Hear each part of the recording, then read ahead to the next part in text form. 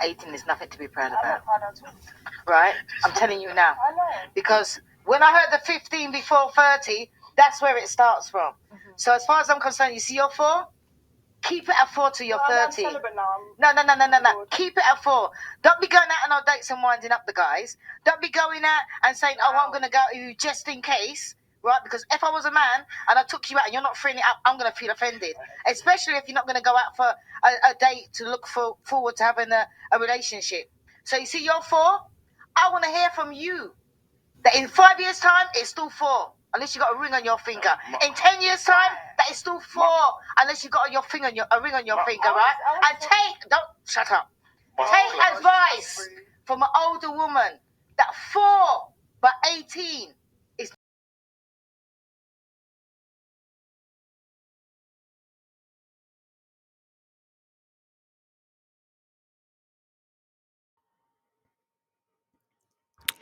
So, you saw that video, right? What do you think about it? Oh, hello, by the way. Welcome to the Black Eye Podcast. I'm your host, Michelle. So, this is a clip that I saw on YouTube by Just Pearly Things. And I do have my issues with Just Pearly Things, but I will not address them in this video. For the sake of my overall topic, I will just be discussing the clip of this video.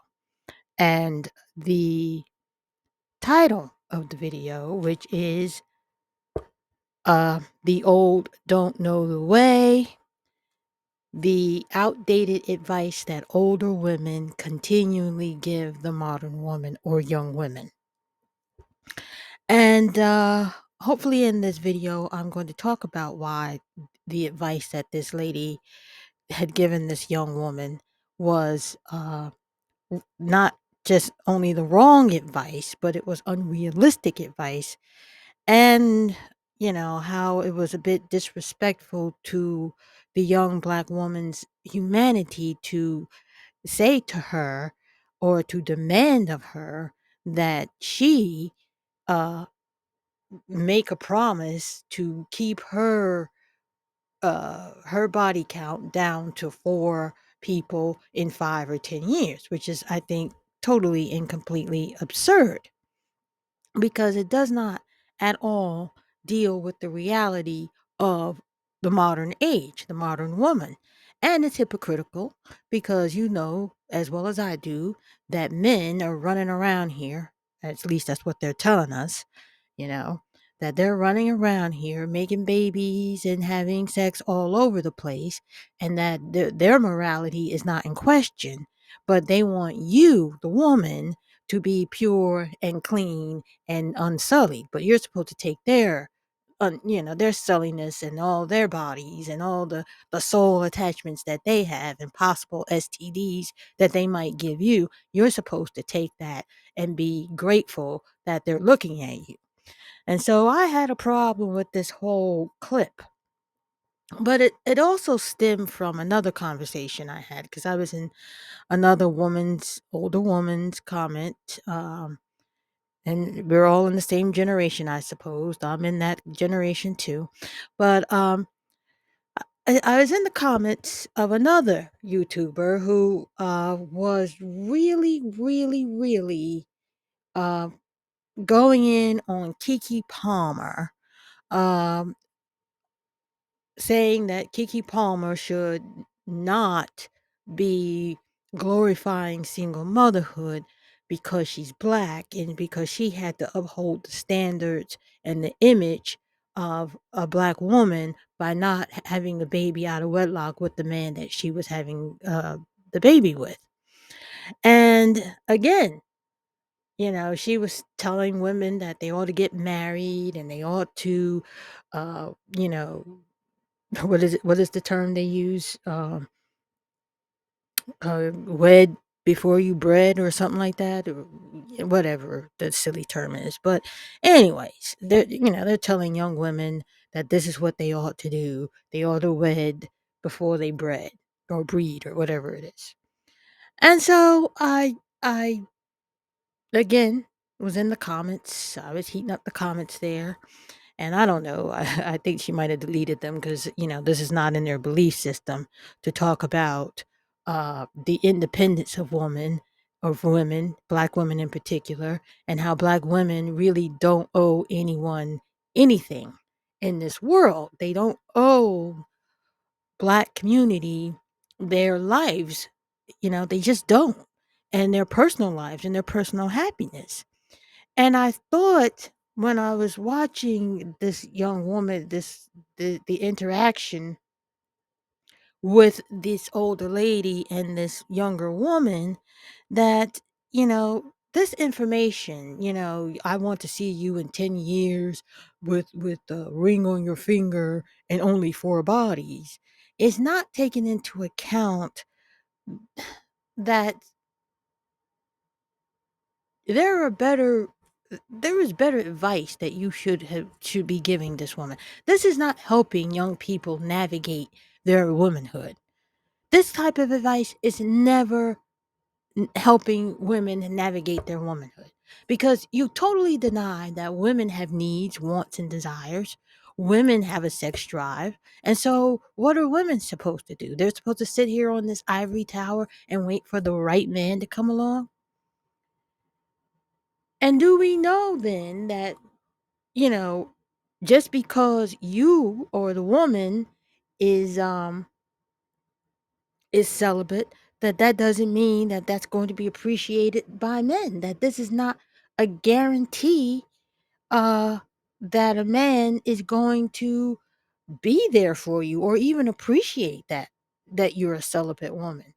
Cuz how many ministers have gone through life, ministers, top of the game, top of the lot, you know, great high value men, masters of the universe, have been what is it, dethroned, or whatever they are, um because they have been in inappropriate relationships. How many of those men have been there? Politicians, preachers, doctors, lawyers. And these are good women according to the men. They're good women. They were celibate, they're loyal, they're working in the church, they're supporting their husbands. How many of these people are doing that?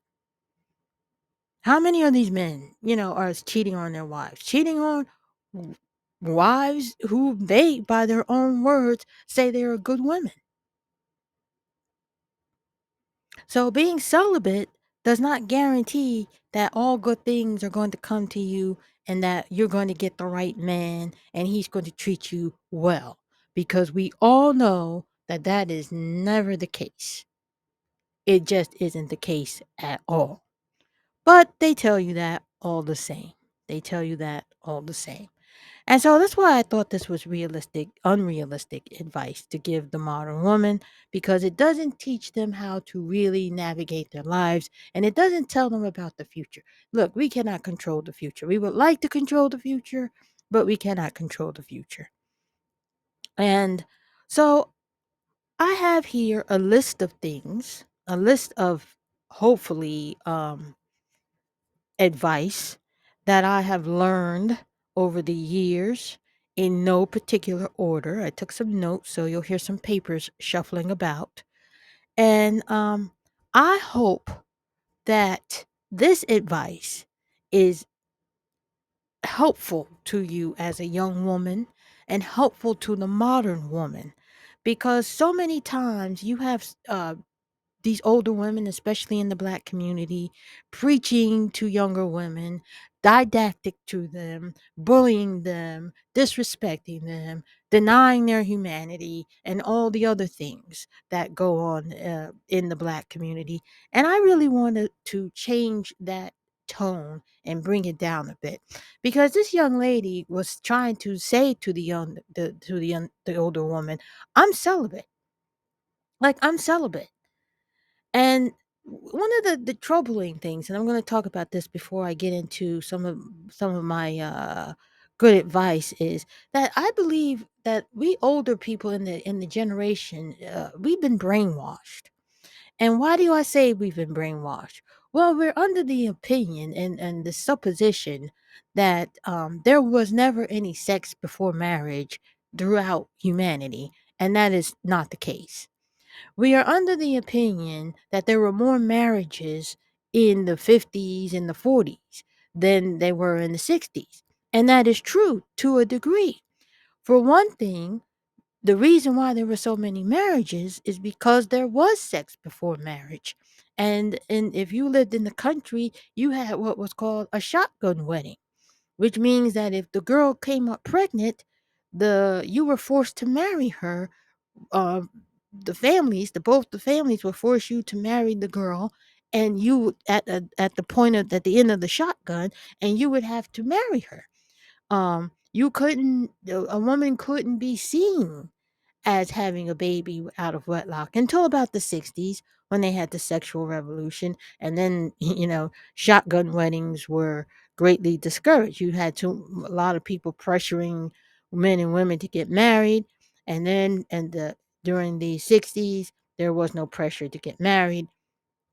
There was no need to, and that was all across the board, black and white people. So this idea that premarital sex is something new only to this generation, and that all people lived all good lives and all it was good, and marriage is the backbone of life, which is true to a degree if you have a happy marriage.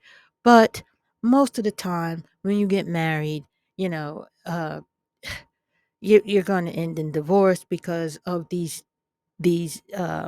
life hacks that no one tells you these life hacks, and no one helps you to navigate life as a woman. They pretty much uphold the patriarchy by telling you as a woman that you need to uh stay virginal for the future husband that may or may not come. And even if he does come, he may not be that good a husband to begin with. But anyways, so let's talk about some of the things I learned, and hopefully that can help you as a young woman navigate um, through life. And there are about, let's see how many of them. It's not going to be too long, hopefully. It's five life hacks that help you to navigate through life as a woman. Number one, get an education. I know that in the manosphere and in these little red pill circles, they tell women that your education doesn't matter. Yes, it does. Yes, it does. Get an education. Educate yourself. Develop your mind. Develop your body. Develop your spirit. Develop yourself. Get an education. It is invaluable to you as a woman to be an educated person. Because the reality is that men are dropping out of the workforce, you know? And you know why they're dropping out of the workforce? Because they're beginning to recognize that the college educated man is making more money than someone who's working a dead end job. College matters. Even though they're telling you in this manosphere, in this red pill nonsense, that your education doesn't matter, don't listen to them. Any woman, any man who tells you your education doesn't matter, they are dumb, they are stupid. Stay away from them. I know I'm being very basic. But just to make it even more current, we were in this pandemic, right? Well, what happened in the pandemic? The people with education had choices. The people without education did not. It's that simple. Prepare yourself for your future. You don't know what it holds. Being armed with the future for the future is the best thing you can do for yourself as a man and a woman.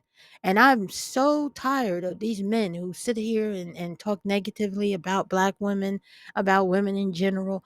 I'm tired of that. because really they should use their platform to help educate men and tell men to go into college, to become better men, to be educated, to open their minds and develop themselves, because that's what gives you choice. You see this article that I have here on the screen? Men without college degrees are dropping out of the workforce because they viewed their dead-end jobs as a threat to their social status. They're recognizing that just working a dead-end job is not going to get you married. It's not going to make you eligible. It's not going to make a woman want you and find you attractive, especially if women are going to college and getting their education and making money. Why would I go and marry someone who isn't making that kind of money, who can't pay the bills? Why would you do that? Why would you date someone who can't take you to dinner, a decent dinner? Get an education, woman. Get an education. Develop yourself as an 18-year-old. Go to school. Get an education. Don't make men your priority. But I'm jumping ahead. You need to get an education. Number 2, men never tell you who they are. They always tell you what they want. Learn the difference. They want a lot of things. They want to be with you in the moment. They want this. They want that. They want everything. But they never tell you who they are. The person who tells you who they are is honest with you, shows you his vulnerability, is a person worth looking at. That's not a person to marry necessarily, but it's certainly a person worth looking at. And as women, we can't always vet because people hide, people change, people are mercurial, and you just don't know. But pay attention to what he says he wants and who he is, because who he is speaks louder than what he says. Number 3, if you can't spend a dime, don't do the crime.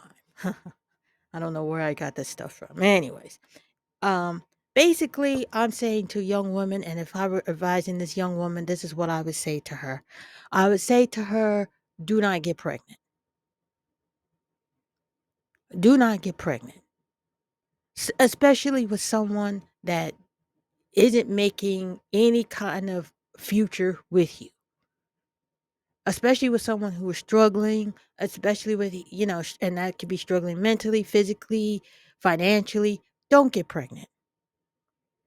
If you can't afford a morning after pill or the morning after kit or whatever, $50 for what that is, you shouldn't even be bothered. And on top of that, you really should be making these men wrap it up. You should. You should be making them wrap it up. With STDs going around, and guess who's carrying these STDs, ladies? Guess who's carrying them? Guess who can give them to you? You should make certain that you are safe, because you're going to be doing the time. You're going to be the one carrying the baby for 9 months. You're going to have to get surgery, which is an abortion. That's actual surgery. And if you decide to carry the baby to term and give birth, you're going to be raising that child. They're going to put all the onus on you. They're going to do that. And so you should, by standards and expectations, be protecting yourself at all times. You should never allow a man inside of you without protection. That's number 3. Number 4.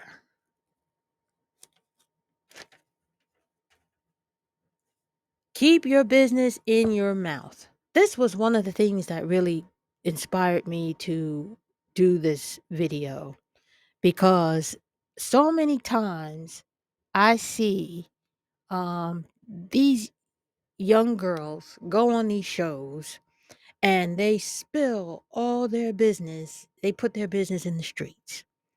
And it's not even just on YouTube and in this social media, but in real life. They talk too much. They have their own business in their mouth. And I think for this young woman to for her to be embarrassed, excuse me, to be embarrassed to have her business out in the street like this. This was totally totally wrong. Who you decide to be with and how many people you decide to be with is your business. There used to be an old saying about men. Men never kiss and tell, women keep their secrets. That's what you're supposed to do. You don't talk to these people. You don't tell your business. You don't kiss and tell. It's none of anybody's business what you do or how many bodies you have, not even your husband. Now, there's a rare time in this world that I agree with Donovan Sharp, but I agree with him on this. He said, if you have a body count, don't talk about it. Shut up about it. And he's absolutely right. Shut up about your body count. Stop going on these shows, because I'm going to be a little didactic here, being manipulated, allowing these people to trick you into divulging your personal business for their entertainment. Because I could tell you, these Just Pearly Things, Fresh and Fraud, all these other people, they don't give a damn about you. Your entertainment. Your job is to feed the beast. You are on the altar of content.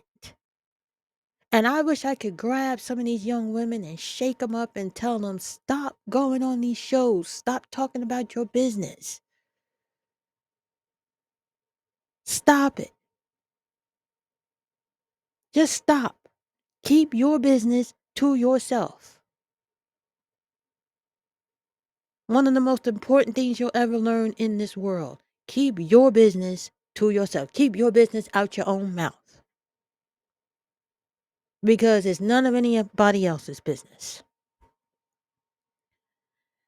And number 5, and I jumped ahead of this before. Just because you are celibate, you are living a decent life, and I honestly want you to do that because that's something that you believe in for yourself, not because somebody told you to, or somebody is dictating to you or shaming you into do it. No, something that you want to do. If you decide to be celibate, however you decide to live, understand that it doesn't guarantee that good things will come to you. It doesn't guarantee anything of the sort. Understand that. Like I said before, there are a lot of good men and a lot of good women out there, and the men cheat on them.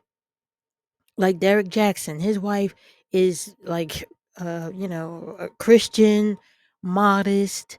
I saw her TikTok. I don't know where the picture is. I had it up here, but it seems to disappear.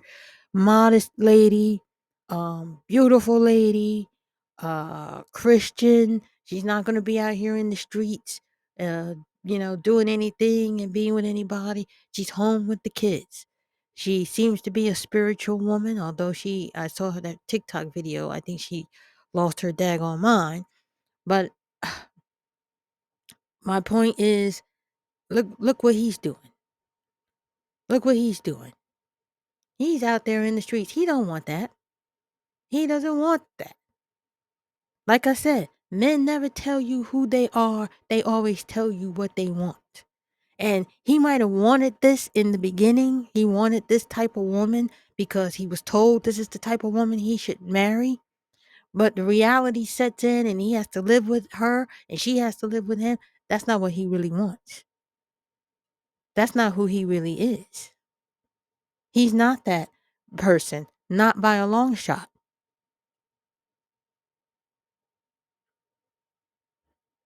And then he tries to go back to her and fit himself back into that mold, and it just doesn't fit because that's not who he is.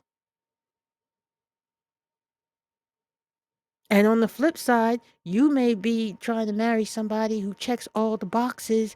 You know, he's got an education, he's got a good job, he's good looking and all that. Let me tell you something, ladies. You don't marry check boxes. You marry a person. And just because they check all the boxes don't mean that they're worthy to be married. Again, character counts. Who are they? And I like to go back to a little Steve Harvey bit when he talked about how he um, came up with the book, what inspired him to write the book. And I like to close with that clip because it's a very powerful clip for all women. It's the questions that you ought to ask when vetting who you want to date and who you want to be with. And it's good for men too, but mostly it's good for women because the women are the ones who usually are surprised by who they wake up next to. They're usually the one who wake up and say, "Who the fuck did I marry? What the fuck did I marry?" And it's important. I mean, you have to have a lot of questions, but it's important that you ask this particular question in the course of your dating life.